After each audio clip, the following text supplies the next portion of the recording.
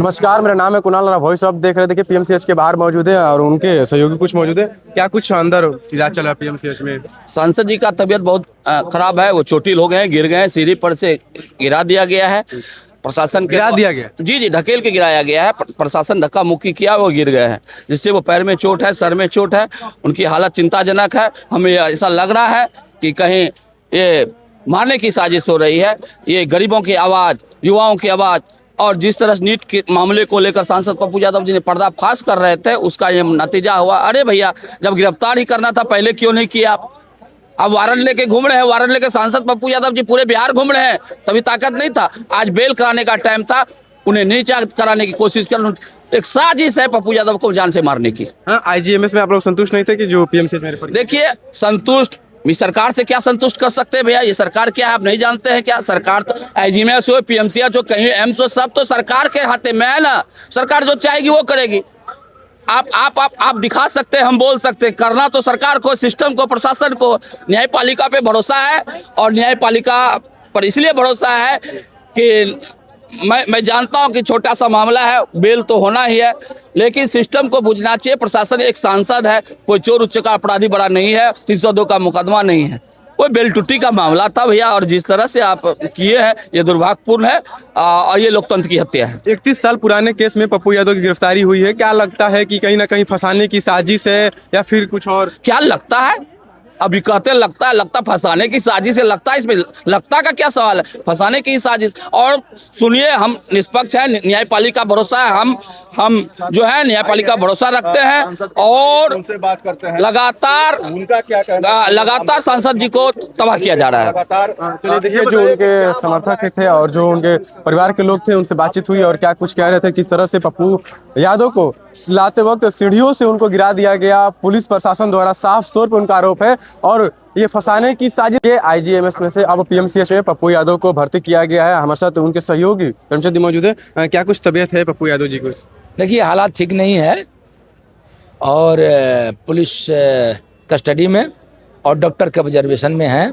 इलाज चल रहा है और इलाज का रिपोर्ट एक एक करके आ जाएगा, तब मैं विस्तार बताऊंगा कि हालात क्या है। आईजीआईएमएस में लेकिन फिलहाल वो शुगर, बीपी और जो सर में चोट है, तो काफ़ी चोट सर होने में चोट के कारण से कैसे आई? उनको कल पुलिस धक्का मुक्की करके छत से गिरा दी, सीढ़ी से गिरा दी। आप जाइए, फुटेज देखिए, पूरी धक्का मुक्की करके ढकेल के गिराई है। आईजीआईएमएस में क्या हुआ कि अब पीएमसीएच में देर रात स्ट्रेचर पर एक सांसद को छटपटाते हुए इलाज नहीं करके सुबह सुबह उन्हें पीएमसीएच रेफर कर दिया। रात भर यही हुआ। यहाँ से भी रेफर करने की बात कही गई सुप्रिंटेंडेंट द्वारा। भैया, रेफर यदि उनकी तबीयत खराब है, तबीयत खराब है तभी तो रेफर कर रहे हैं। यदि तबीयत खराब नहीं है तो क्यों झूठ क्यों बोल रहे हैं? मीडिया को बोल रहे हैं कि ठीक है और रेफर कर रहे हैं। क्या नाटक है? 31 साल पुराने केस में उनको फंसाया या अरेस्ट किया गया। क्या लगता है कि किस मामले में उनको? तो कुछ नहीं मिलेगा तो ये क्या करेंगे? क्या करेंगे? साजिशन ही फंसाएंगे ही ना।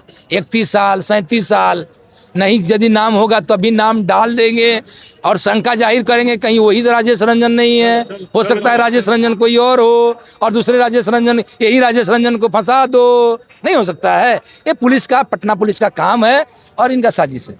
चलिए देखिए, उनके सहयोगी जो है उनका बड़ा आरोप है कि ये पटना पुलिस का फंसाने की साजिश है। हम आपको इधर विजुअल दिखा रहे हैं कि किस तरह से जो है यहाँ पीएमसीएच के बाहर मौजूद है। उनके सहयोगियों से बात हुई और किस तरह से उन्होंने बताया कि पूरी तरह से जो है पटना पुलिस उनको फंसाने की साजिश कर रही है। जिस तरह से रात में उनको उनके फ्लैट से अरेस्ट किया गया, ये कहीं ना कहीं नीट छात्रा जो मामला नए नए खुलासे कर रहे थे पप्पू यादव, उनको दबाने की कोशिश की जा रही है। कोई ये 31 साल पुराना केस नहीं है। वारंट इस आज से 5 साल पहले जारी हुआ, तो 5 साल पहले पटना पुलिस उनको अरेस्ट क्यों नहीं किया?